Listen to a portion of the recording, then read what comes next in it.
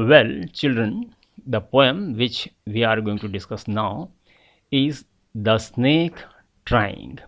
The Snake Trying. This poem is written by W. Ross. W. Ross was a Canadian poet. He was a Canadian poet, and he has written this poem on protecting the snakes. On protecting the snakes.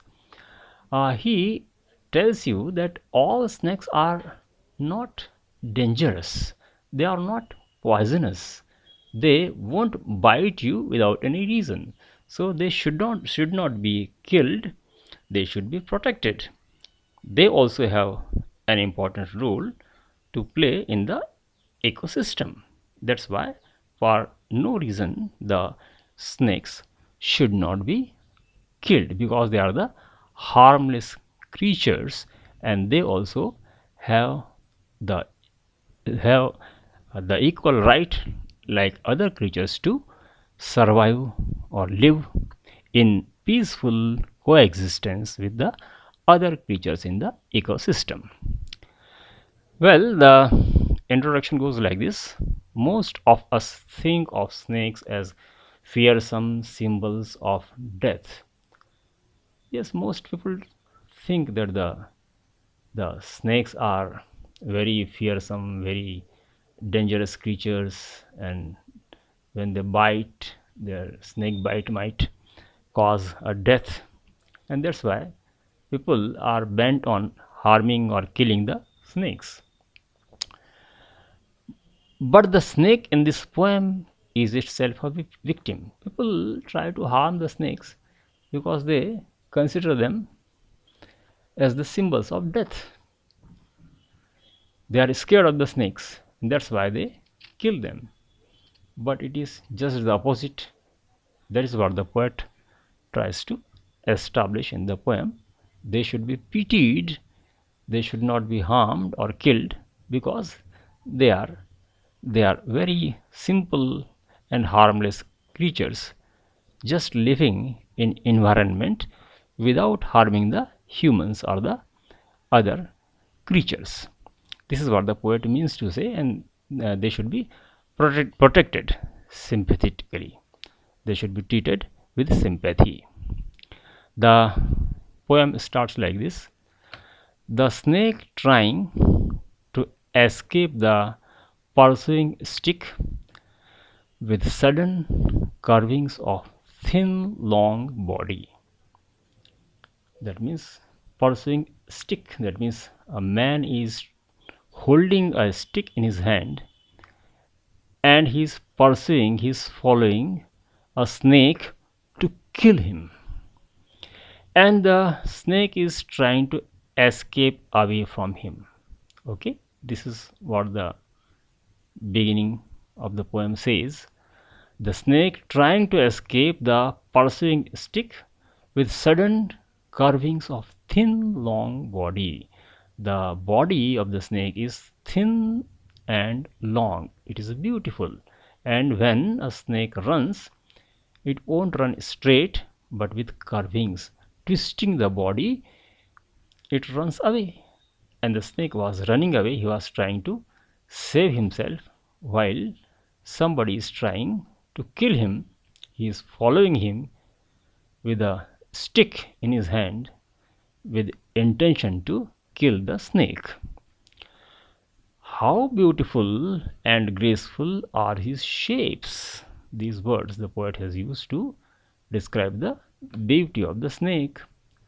Okay, these words: sudden carvings of thin long body, and he says how beautiful and graceful are his shapes. The shapes of the snake are beautiful and graceful, he says. He glides through the water away from the stroke.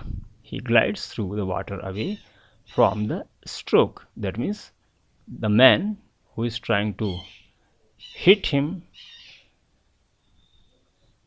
from him, he is gliding away, he is running away. He is running away through the water. He is gliding through the water. He is swimming in water and moving away fast from to save himself from being stricken or from being killed. The poet here makes an appeal. When somebody is trying to kill the snake, in the following line, the poet makes an appeal. Oh, let him go over the water into the reeds to hide without hurt. The poet says, don't hurt the snake, don't don't thrash him, don't strike him with a stick, and don't kill him. Let him go unhurt. And the snake is, as you can see here in this line, the snake was swimming in the water. He was gliding through the water. It was a water snake. Okay, and it was being followed by a man who wanted to kill him. So the poet makes an appeal. He says, oh, let him go over the water into the reeds to hide without hurt. Reeds, these are the hard stem plants. The stem of these plants is hard, and they are the water plants. They grow along the side of the water, any river or any pond. So there the snake can hide himself. So poet says, don't kill him, let him go over the water into the reeds to hide without hurt. That means the snake will go and hide himself among the tall reeds, tall water plants called reeds. Thus he can be saved. He has made the appeal here to the killer of the snake. Then the poet further narrates how beautiful the snake looks. He says, small and green, he is harmless even to children. The snake is small in size and green in color, and what to talk of the elderly people, even the children shouldn't get scared of the snake. He is harmless even to the children. He won't do any harm. So here again the poet has used these words, small and green, to describe the beauty of the snake. To describe the beauty of the snake, he has used the other words which we have seen in the previous stanza, previous lines. Okay. Now, small and green, he is harmless even to the children. Along the sand he lay until observed and chased away. That means now the snake has crossed the river, the water body, and gone to the other side, and he is resting on the sand. And he lay until observed. He lay there for a short while until he was observed by the man who was pursuing him with a stick in his hand with intention to kill him. So until he was observed, he was located by that man, the snake rested on the sand by the side of the river. Along the sand he lay until observed and chased away. Then the man again saw the snake and he started chasing it.